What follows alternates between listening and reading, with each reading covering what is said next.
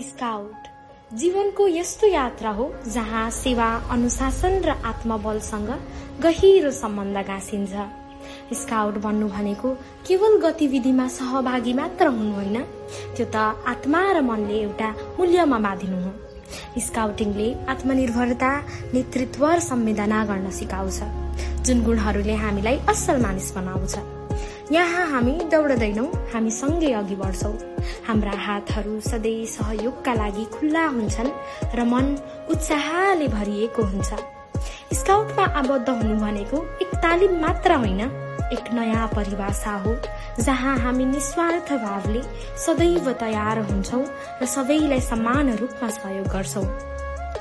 हामी स्काउटहरू जहाँ जाँदा घाम लाग्दैन त्यहाँ हामी उज्यालो बोक्छौं।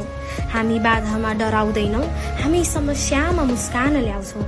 हामी हाम्रो 10 नियम र 3